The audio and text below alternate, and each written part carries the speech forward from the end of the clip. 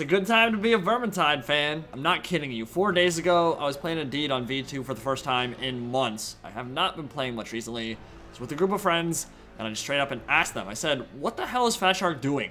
Where have they been? Why is Winds of Magic going to take 8 months to complete? Last DLC came out in December with Back to Uberstrike. And why is it going to be another 2.5 months before we get any actual content or patches? And then the dam broke. The news flooded in, and Fat Shark reminded me why they're so awesome. Winds of Magic Beta hit the scene with the force of a stampeding Bestigor herd yesterday, and perhaps more importantly, the devs have confirmed that Versus mode is coming to Vermintide 2. If I could pick out a single comment from viewers over the last 3 years that I've seen most frequently, I'd say the most common question is, when is Vermintide going to get Versus mode? Finally, we have an answer to that question, and the answer is soon. TM. There's no release date yet, not for the beta and not for the final product, but it's in development as we speak, and it has me pretty excited. So, here is what we know so far. You've got 2 teams of 4 when you're playing Versus mode, and each match consists of 2 rounds. First round, you play as the Uberstrike 5 or 4, doesn't matter, and the other team plays as a crack squad of enemy specials. They try to murder you in any and all brutal manners possible, and Team A makes it as far as they can into the mission, then decide switch, and Team B takes over as the heroes. Whichever team makes it further into the run wins the game. Sounds fairly simple on paper, but it's the strats that will come into play that have me very, very excited. So far, the Rattling Gunner, Packmaster, Globadier, and Assassin are all confirmed, but the Rotbloods will also be in as well, which means Blightstormers and Leeches will be sucking people off and dropping gooey tornadoes on their heads as well. Now, there are rumors at the moment that bosses might end up making the final cut too.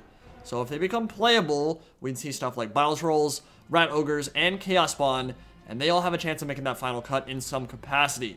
At the moment, there's no word about Beastmen. I would not hold my breath on that front because I don't expect them to be playable on launch. They're going to be newly added with the Winds of Magic DLC coming in August.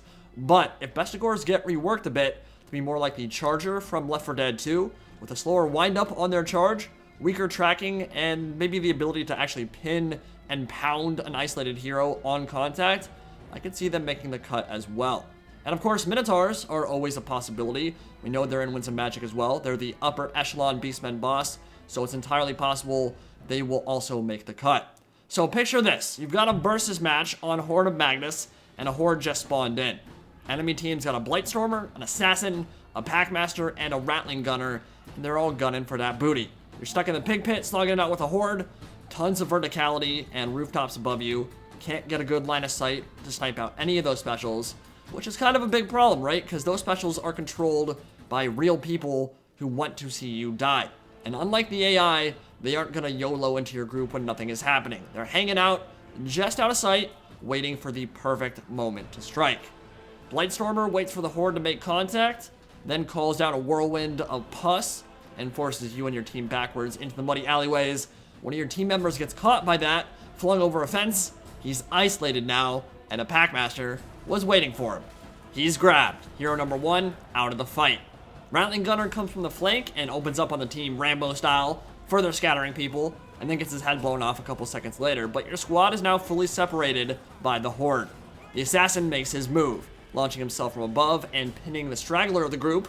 Only 2 people left untouched now, and there's way too much armor and way too many bodies to cut their way through. Group wipes, Paxhorn party it up in the afterlife with the Great Horned Rat, roll on snare drum, curtains. You've taken what can already be a very challenging, adrenaline-pumping game and added that human element to the other side. Enemies that can use logic and reason, communication, and teamwork. That is a devastating combination when paired with specials who can completely incapacitate a hero.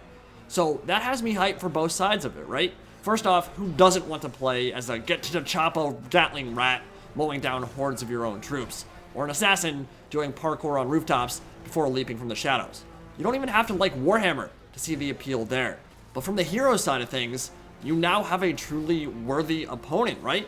And it's going to make for some incredibly tense and entertaining situations, ones that you would never get when you're just playing against the AI. Whether you're playing or watching, I think Versus mode is going to be a lot of fun, and I think it's a very worthy investment on Fat Shark's end if it's implemented well. That's a big if. I've never seen Fat Shark tackle anything like that before. They might blow it up, it might suck, but on paper, it sounds pretty amazing, and I cannot wait to try it out.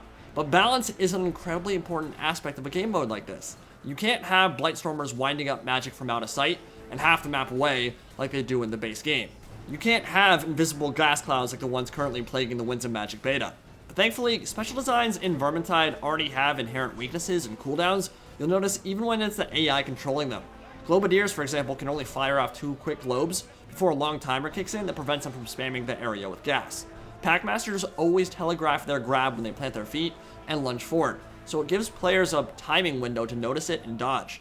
The framework is already there, so the question then turns to what kind of combinations will actually be allowed. For example, I think 4 Blightstormers would probably be very busted and not very fun to play against. Games like Left 4 Dead 2 had their class choice determined by the AI director itself, so at any given time, you'd have to work with what's actually available in that lobby, rather than always being able to pick exactly what you want for any given situation. I can definitely see a lot of examples arising where certain class combinations are too strong when they're used intelligently, especially when you consider stuff like specials, like Packmasters, for example, not behaving how they would in the base game. Doing stuff like hiding around a corner, not moving, and not making any noise. That's not behavior that a normal AI would ever engage in, but a player would, because Packmasters only make noise when they are moving. Multiply that by 4, and give players a bunch of setups where they can create whatever they want, and it might get a little bit busted. So I would not be surprised if Fat Shark goes down a route where they kind of force you into a situation where you don't necessarily have as much choice as you maybe like, but that's overall for the balance of the game. It's very interesting to think about, though. I think there are so many combinations here that are going to be strong that you're going to have access to a lot of tools and crazy plays at your disposal anyway. I'm honestly not super worried about the toxicity element or that side of things. I think there will always be elements of that when it comes to PvP, and I've heard it was an issue for Left 4 Dead 2, where if you didn't run the right strats, you'd get kicked out of lobbies or yelled at by the host. But I've honestly seen very little of that kind of behavior out of this community. I've seen very little of that in Vermintide 2 in general. Only had a few bad experiences with players who were kind of acting like dicks. So if you avoid people like that and host your own lobby, should be in for a pretty good time.